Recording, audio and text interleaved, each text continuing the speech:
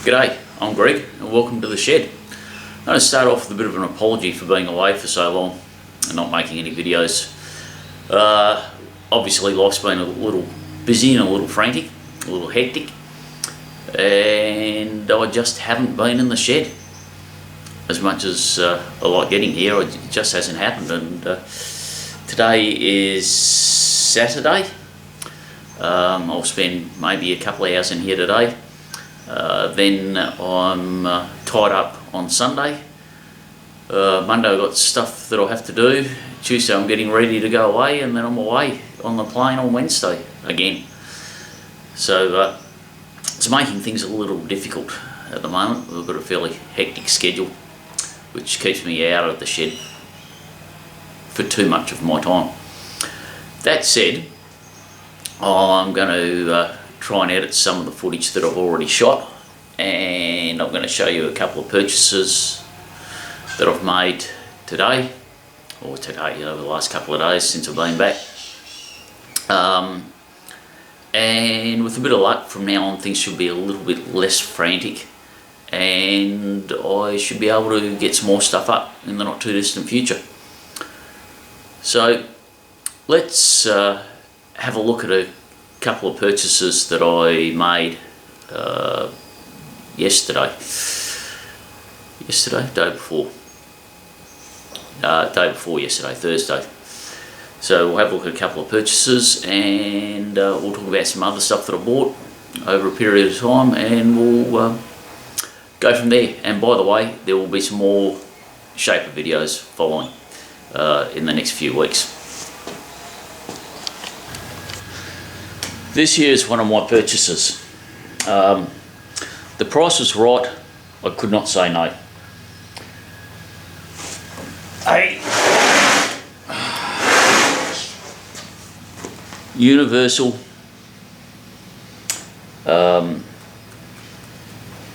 dividing head. It's I haven't had a chance to see if it works properly yet, but the price was such that it was worth taking a chance on. I don't think it's done much work looking at it. Looks like it's MT4 in there. It's a 40:1 ratio. This we got the indexing here. It goes from, it's got a vernier scale here, and right around on this side here. Yep, we're still on shop. We go from -10 to plus 110 degrees with the vernier. 30-15, so we're in 5 minutes of arc here. Probably needs a bit, well, probably it will need a bit of a clean up. So, yeah, it's a big head, that's for sure. So this here comes off. If I don't want to run that, I just pull this off. The dividing plate's there. Here's another dividing plate. And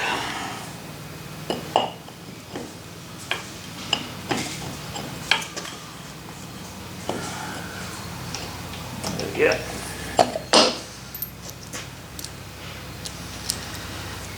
Then that goes on, and I can just do straight angular indexing again with 10 minutes of a degree up here. Yeah, this one over here locks it. The also over here, the one over the back that you can't see, but you'll notice that you might see the knobs missing off it. So yeah, okay. Get that out of the way. Stack of gears for it. You've seen the indexing handle. I showed you the change plate. Chuck backing plate.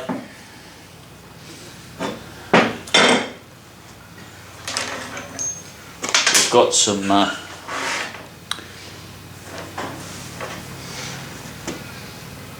different tabs to go with it to index it to the T slots.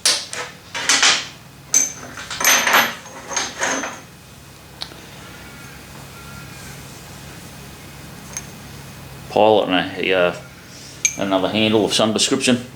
I haven't gone through this properly yet to work out what all the bits are.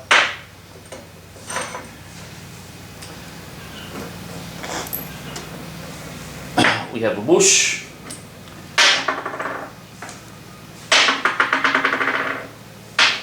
We have 5 T-bolts. Unfortunately, the tailstock is missing. We have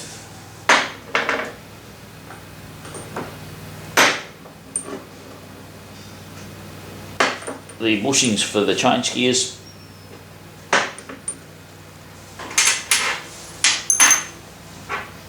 Some miscellaneous spacers. Tapered washer.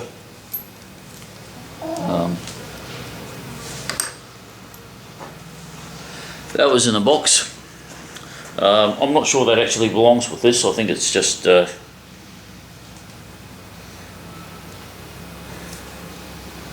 think it might be out of something else. But either way, that was in the box. One of these with a big T-nut on it. Something to mount some gears to. Something else. This goes on the, you take the handle off the mill, and this goes on the end of your mill so that you can then start driving gears off it. The only problem is that there's a banjo missing where you start stacking your gear trains up. So when we're stacking the gear train up, we need the banjo to mount it to, and that's missing out of this, so I have to make one of them out of maybe a bit of 20mm plate or something. But yeah, the price on that was such that I just could not say no.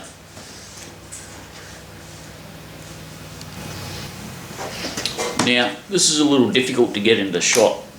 Came from the same place.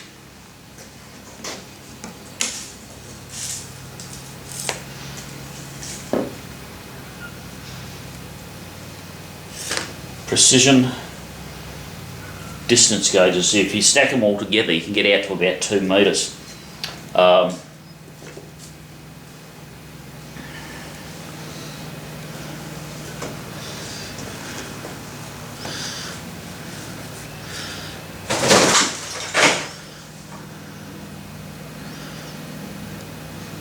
Yep. So that there is precisely 25mm.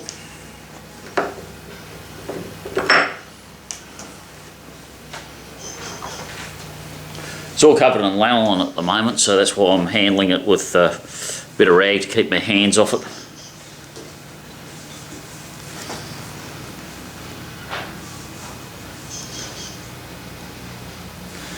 Very, very precise piece of equipment this.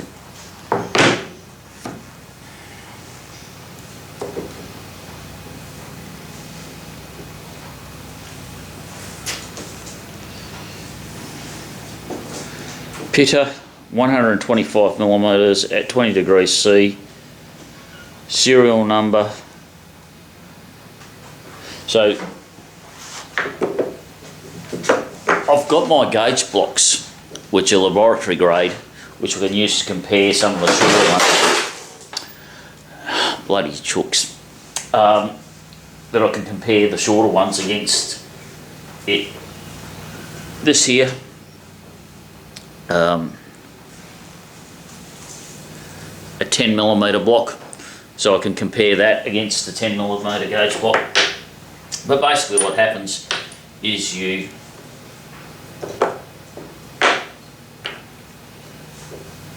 once you've got them cleaned up,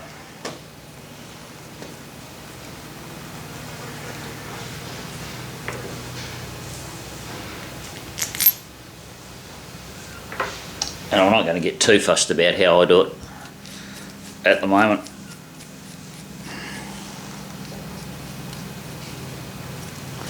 Actually, that's not the right way, is it? I was just looking at the, I haven't had a chance to go through this properly.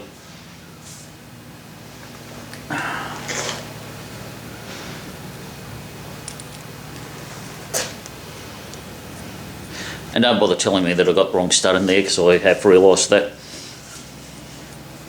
So this one here is 75.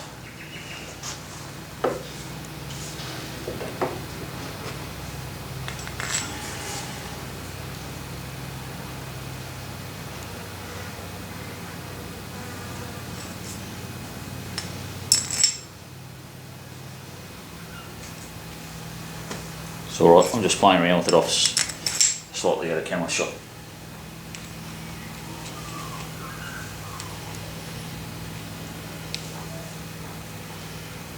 Not worrying too much about indexing these correctly, because we're only doing the purpose of the demonstration at the moment.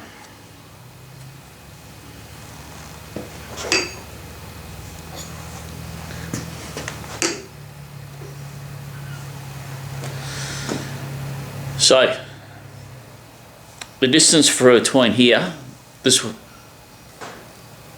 is 75, plus 25, plus 10. So we've got a 75mm distance there. From that face to the bottom here is 85. From this outside face to that 75, 75, 80, 90, so we should be 100mm. Yeah, 75 and 35, so we should be 100mm from outside face to outside face. Now, if I mounted it on this ring here, which is 25, I'll take this block off, screw that on, 25 plus 75. I'm going to do 25, 75, 25, 80, 90. So if I took this off and screwed, it's going to be hard to get along with. So I'll take that off.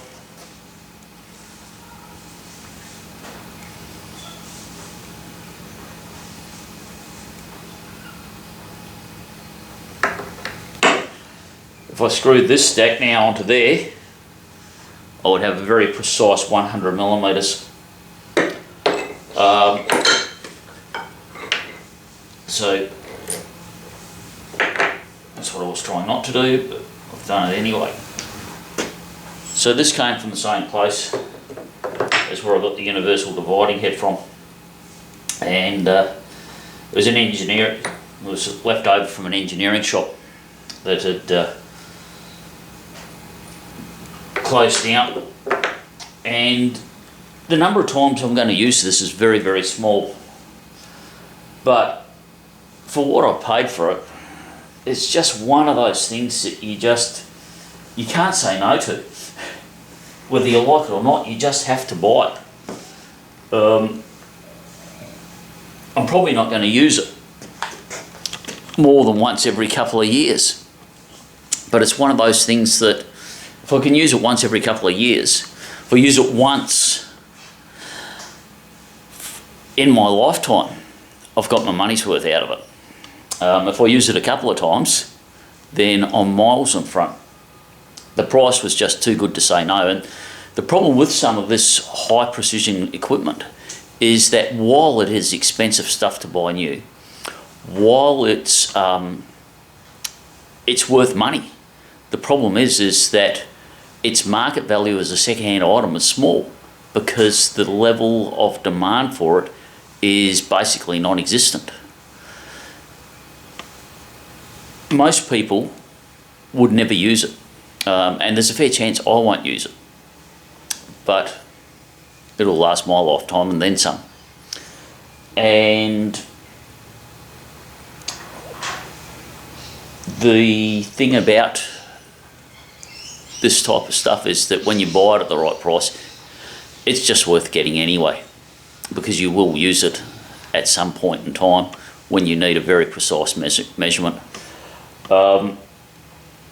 That's my theory anyway. That's how I'll work. So yeah, we'll turn you off and we'll come back with something else. Now this one here is a little bit different. Part of what I've been doing recently involves doing a lot of greasing by hand, and it's hard work, but I don't want to go and spend $300, $400, $500 on a cordless grease gun. That's here in Australia, obviously. What I came across, $100, well, $99, $100. And I'm going to put grease in it because it's got to go on the plane with me. But I'll give you a bit of a look at it. There's the basics of it. It's reasonably lightweight.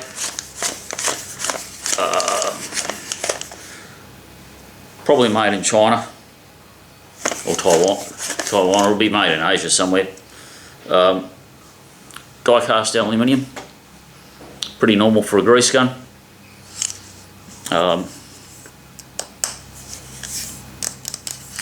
Feels like alloy as well. Knurled steel end cap.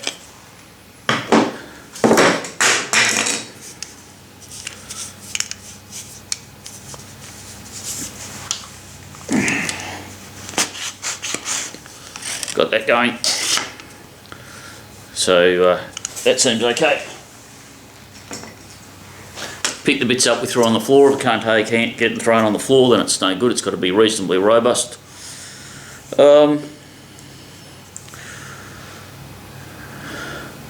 Initial impression looks okay.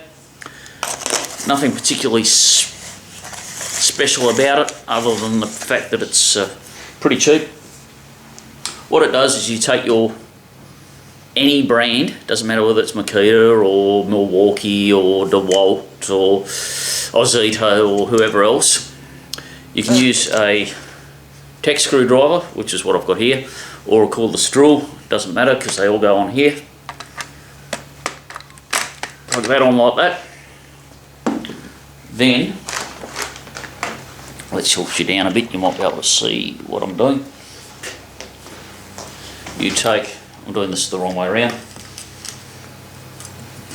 You take this, it's actually got a spring in here, we'll give you a bit of a look at it. It's got a spring. Take that. Now, I've had a bit of a look, and once you've got the direction and rotation right, I think the go is to come up over your direction selector. You can go back further, but on this I'm going over the direction selector. And now I have a cordless grease gun that is reasonably cheap. The disadvantage of this is that every time I want to change a cartridge, well, I could take it off there, I suppose. I have to have a read of the instructions. Actually, it's not going to make any difference because every time I want to change a cartridge, I've got to unscrew it here, so that means I've got to loosen off my wing nut, unscrew my cartridge, take my cartridge off, put my new cartridge in. So that's going to be a disadvantage compared to a different type of clamping mechanism. But for $100 as against 380, I think it's the cheapest half reasonable one I've seen around. At $100, this is sort of similar money to a normal reasonable quality grease gun. So I'm going to give it a go and we'll see what happens, and I'll get back to you once I've used it a little bit. Incidentally, it comes with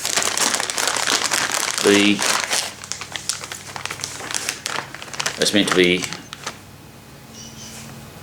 18 inches, so yeah, it's probably somewhere in that vicinity. Nice little dust cap to go over the end.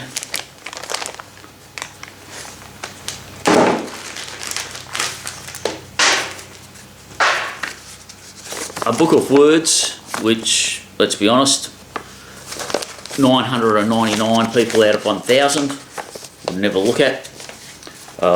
Because I've got it in my hand, we have the list of applicable power tools.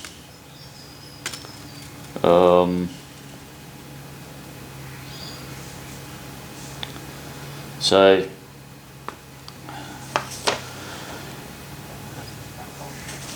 the usual spiel on what you can and can't do, what's safe, what's not safe, all those usual things. Box of contents, troubleshooting, other languages. So yeah, I'll let you know once I've used it a bit. Alright, we'll turn you off and we'll see what else we've got.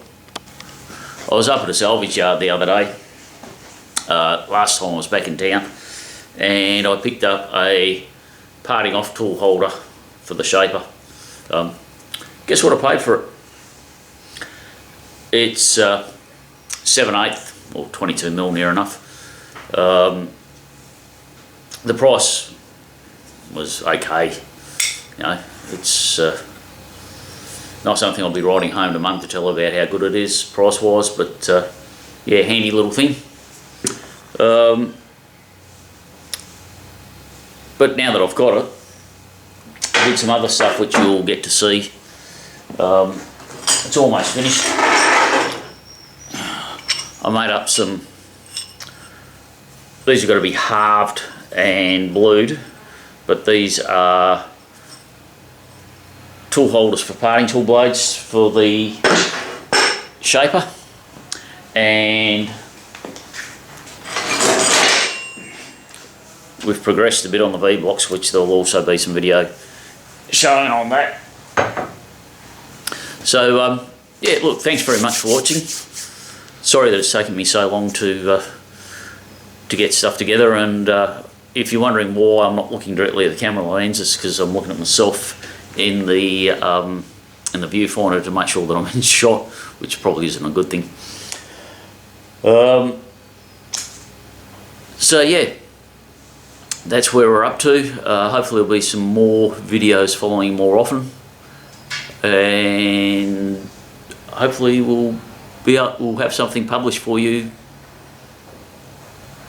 if not tonight, probably not tonight, probably tomorrow night with a bit of luck. And thanks very much for watching, and thanks for your comments, and thanks for your subscriptions.